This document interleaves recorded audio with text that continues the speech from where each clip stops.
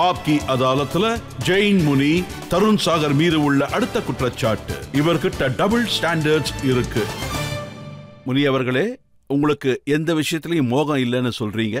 Bank account கிடையாது, ஜோபியில காசு கிடையாது. சார் ஜோபே இல்ல, அப்புறம் எப்படி சார் காசு இருக்கும்?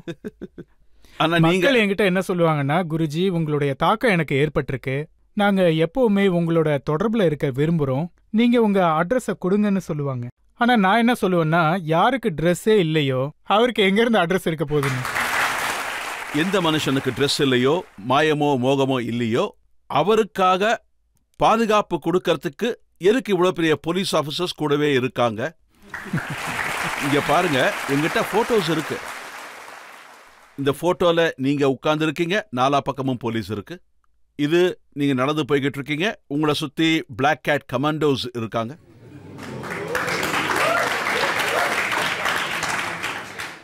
இங்க பாருங்க, நான் எந்த ஸ்டேட்டுக்கு போனாலும், எந்த ஊருக்கு போனாலும், எந்த ராஜ்யத்துக்கு போனாலும், அங்க உள்ள ராஜ்யத்தோட அரசாங்கம் என்ன ஒரு முக்கிய விருந்தினரா தான் நினைப்பாங்க. அப்புறம் ராஜ்யத்தோட விருந்தாளின்ற மதிப்பு கொடுக்கும்போது அந்த அரசாங்கத்துக்கு இது ஒரு கடமையா மாறிடும், ஒரு டியூட்டியா மாறிடும். அவங்க இந்த பாதுகாப்பு ஏற்பாடெல்லாம் பண்ணுவாங்க. சரி, அவங்க வேலையை பார்த்துட்டு இருக்காங்க, இதுல என்ன இருக்கு? நீங்க மகாவீரரோட கொள்கை அஹிம்சை தானே? இவங்க கையில SLR இருக்கு, இவங்க சுட ஆரம்பிச்சா 50-60 பேர் செத்துருவாங்களே.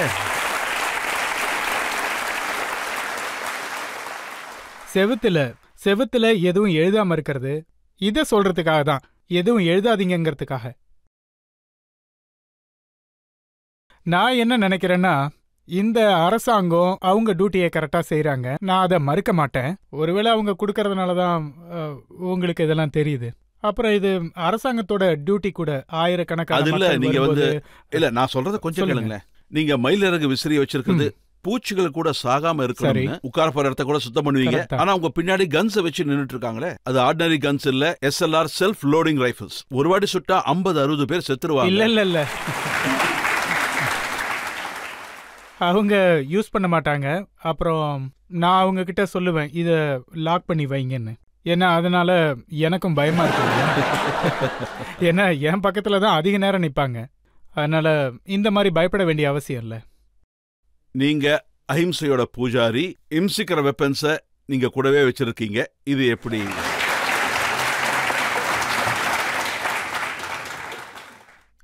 அதுல எனக்கு எந்த சம்பந்தமும் இல்ல. அது அரசாங்கத்தோட கடமை, அது அவங்க செஞ்சிட்டு இருக்காங்க. அதனால நான் அதை மறுக்கவும் மாட்டேன். அது என் கையில இல்ல. பாருங்க, நீங்க பாகிஸ்தானை பத்தி அறிக்கை கொடுக்குறீங்க, நீங்க பாகிஸ்தானை சாத்தான்னு சொல்றீங்க, அப்புறம் பாகிஸ்தானுக்கு அவங்க பாஷையிலேயே தான் பதில் சொல்லணும்னு சொல்றீங்க. இப்போ பாகிஸ்தானுக்கு அவங்க பாஷையிலே பதில் சொல்றதா இருந்தா நம்ம சுடணும், இல்ல டேங்கர் எடுத்துட்டு போகணும். அதெல்லாம் இம்சை தானே? நீங்க கேட்ட இந்த கேள்வி ஒரு முக்கியமான கேள்வி.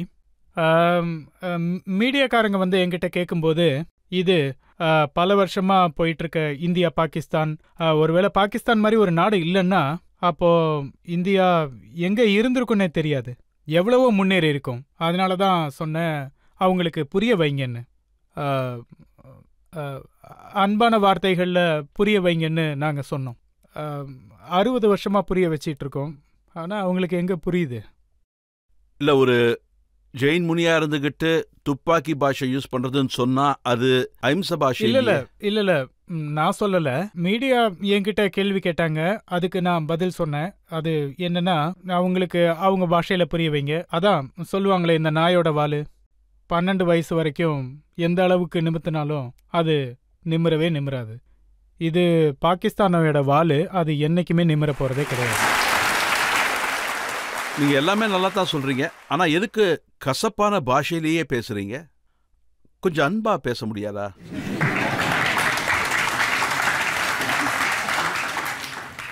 ரஜித் சார், ஆரம்பத்தில் ஒரு 10 வருஷம் ரொம்ப அன்பா சொன்னேன், ரொம்ப இனிமையா சொன்னேன், ரொம்பவே இனிமையா சொன்னேன். ஆனா அவ்வளவு இனிமையா பேசினதுக்கான விளைவு இதுதான். நான் பேசிக்கிட்டு இருப்பேன், மக்கள் எல்லாரும் தூங்கிட்டு இருப்பாங்க.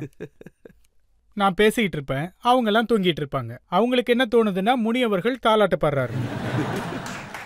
ஒரு நாள் மகாவீர் என்கிட்ட சொல்ற மாதிரி தோணுச்சு. அதாவது, தருண் சாகர், இங்கே மக்கள் கம்மியாக தான் இருக்காங்க, அந்த நேரத்துல என் பேச்சை கேட்கறதுக்கு ஆயிரக்கணக்கான மக்கள் வரமாட்டாங்க. அதுவே ரொம்ப கஷ்டப்பட்டு ஒரு 25-50 பேர் வருவாங்க. அப்புறம் அந்த 25-50 பேர் கூட எந்த அப்பாவை மகன் கடைக்குள்ள விடமாட்டானோ, எந்த மாமியார வீட்டுக்குள்ள மருமகள் விடமாட்டாளோ அவங்க தான் வருவாங்க.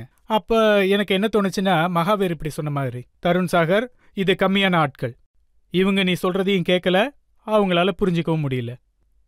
இதுக்காக நேரத்தை வீணடிக்காத. மறுநாள் நான் ஒரு அறிக்கையை வெளியிட்டேன். அதுக்கு இந்தியாவில் பாதி ஆண்கள் எனக்கு எதிராக இருந்தாங்க. அது மட்டும் இல்லாமல் அறிக்கையை நான் திரும்ப வாங்கணும்னு கூட எனக்கு ப்ரெஷர் கொடுத்தாங்க. அப்போ நான் என்ன சொன்னேன்னா, இந்த அறிக்கையை நான் திரும்ப வாங்க முடியாது. இது என் வாழ்க்கையில் ரொம்ப யோசிச்சு எடுத்த முடிவு. நான் வாழ்க்கை பூரா இதே மிஷனில் தான் வேலை செய்ய போகிறேன். யார் வராங்களோ இல்லையோ, நான் இந்த மிஷனில் தான் போயிட்டு இருப்பேன்னு சொன்னேன். ஆனால் உங்களுக்கு இந்த விஷயம் ஞாபகம் இருக்கும்னு நினைக்கிறேன். யாருக்கு தனியாக போகணுன்ற தைரியம் இருக்கோ, ஒரு நாள் அவங்க கூட எல்லாருமே வருவாங்க. நீங்க அப்பா பொண்ணு பத்தி எல்லாம் பேசுறீங்க. ஆனா உங்களுக்கு கல்யாணம் ஆகல, உங்களுக்கு குடும்பம் இல்ல. ஆனா மக்கள் கிட்ட நீங்க புருஷன் பொண்டாட்டி உறவுனா அது எப்படி இருக்கணும்னு நான் உலகத்தை விட்டேன், சமூகத்தை விடல.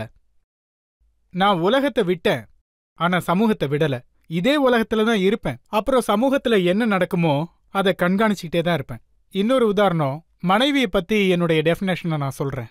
மனைவியின் டெஃபினேஷன், पत्नी जो पति से रहे तनी तनी खत्म कर दे उसकी मनी, वही पत्नी है. நான் எனக்கு எந்த வேலையும் இல்லை, பெருக்க தேவையில்ல, துடைக்க தேவையில்ல, பாத்திரம் கழுவ தேவையில்ல, என்கிட்ட அந்த மாதிரி எந்த வேலையும் இல்லை. நான் அப்படியே உட்காந்து சிந்திச்சிட்டு இருப்பேன், யோசிச்சுட்டு இருப்பேன். அப்புறம் எனக்கு ஏத்த மாதிரி புது புது டெஃபினேஷன். மாமியார் மருமகளுக்குள்ள என்ன நடக்கும்னு உங்களுக்கு எப்படி தெரியும்? இல்ல, அது இல்ல. பாருங்க மக்களே, எனக்கு எந்த ஒரு வீடும் இல்லை, ஆனா எனக்கு எல்லா வீட்டோட கதையும் நல்லா தெரியும். எனக்கு எந்த வீடும் கிடையாது, ஆனா எனக்கு எல்லா வீட்டோட கதையும் நல்லா தெரியும். அதனால தான் அதை பத்தி நான் டிப்ஸ் கொடுக்குறேன், அதை பத்தி பிரசங்கம் பண்றேன். மக்களுக்கு அது பிடிச்சதுனால தான் அதை லைக் பண்றாங்க. அவங்க நான் சொல்றதை கேட்கறது மட்டும் இல்ல, செயல்படுத்திக்கிட்டு இருக்காங்க. உங்களுக்கு தோணுதே இல்லையா நீங்க கண்ணு தெரியாதவங்க நகரத்துல கண்ணாடி விற்கிறீங்கன்னு?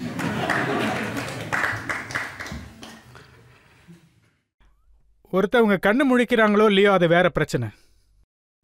மக்கள் என்கிட்ட கேட்பாங்க, குருஜி உங்க பிரசங்கத்தை கேட்க நிறைய பேர் வராங்க, அப்போ உங்களுக்கு இப்படி தோணுதா, அவங்க உங்க பிரசங்கத்தை கேட்டதுக்கு அப்புறம் திருந்துவாங்களான்னு? அப்படி கேட்கறவங்கள்ட்ட நான் இது மட்டும் தான் சொல்லுவேன், யார் முழிக்கிறாங்களோ இல்லையோ அது அவங்களோட பிரச்சனை. குரல் கொடுக்க வேண்டியது என்னோட கடமை.